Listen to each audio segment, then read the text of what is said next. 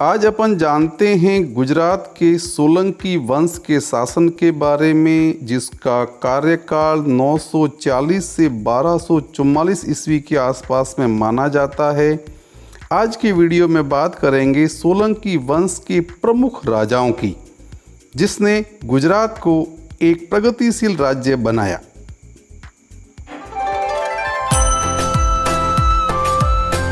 सोलंकी वंश के संस्थापक के रूप में जाना जाता है मूलराज प्रथम को, जिनका शासनकाल 940 से 995 ईस्वी तक माना जाता है।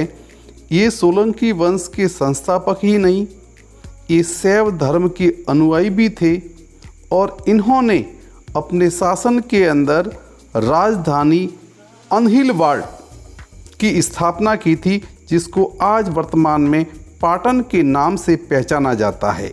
इनके बाद में शासक बने चामुंडराज, जिनका कार्यकाल 996 से 1008 था।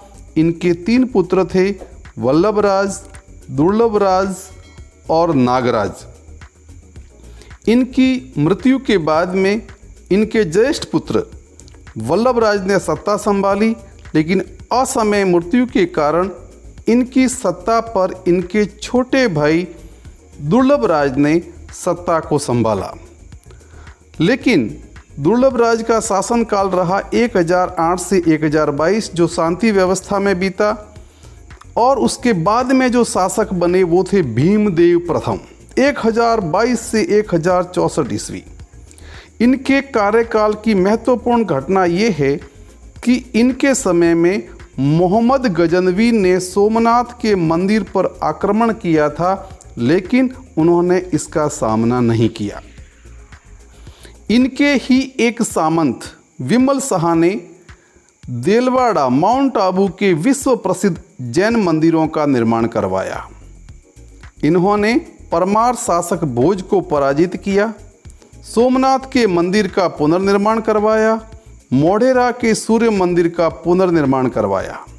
इनके बाद में शासक बने कर्ण प्रथम, 1064 से 1092 का इनका शासनकाल रहा। इन्होंने कर्णावती नगर बसाया, जिसको वर्तमान में अहमदाबाद के नाम से जाना जाता है। इसके अतिरिक्त कर्णेश्वर मंदिर का निर्माण करवाया। कर्ण सागर झील और कर्ण मेरू मंदिर भी राजा कर्ण के द्वारा बनवाया गया। इनके बाद में इस सोलंकी शासन के सबसे शक्तिशाली महाप्रतापी शासक जय सिंह सिद्धराज सोलंकी, इन्होंने अपने राज्य का विस्तार किया। इसके विषय में मैं आने वाले वीडियो पर चर्चा करूंगा। मुख्य बात यह है कि इन्होंने आबू पर्वत पर एक मंडप बना करके अपने 7 पूर्वजों की गजरोही मूर्तियों की स्थापना करवाई।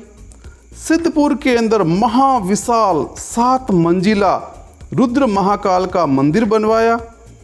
परमार शासक यशोवर्मन को पराजित कर उसे बंदी बनाया। क्यों बनाया, इसके कारण की चर्चा बाद में अगले वीडियो में करेंगे।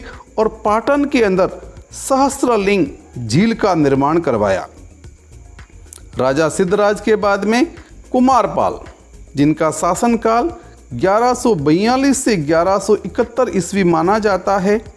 इन्होंने अपने राज्य का विस्तार करते हुए मालवा नरेश बल्लार को पराजित किया, चौहान शासक अर्णोराज को पराजित किया और परमार शासक विक्रम सिंह को भी पराजित किया। इस प्रकार से इनके शासनकाल के अंदर राज्य विस्तार की तरफ विशेष ध्यान दिया गया। कुमारपाल के बाद में अजयपाल, ये बहुत कम समय तक 1171 से 1175 ईस्वी तक ही शासक बने। और उसके बाद में मूलराज द्वितीय, जो भी अल्पकालिक शासन रहे। और उसके बाद में जो शासक बने वो थे भीम द्वितीय।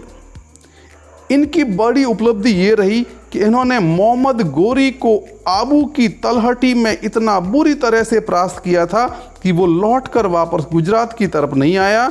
और कुतुबुद्दीन ऐबक को भी इन्होंने परास्त करके अजमेर की सीमा तक खदेड़ा था। तो ये इनकी प्रमुख उपलब्धियां रही सोलंकी शासन की।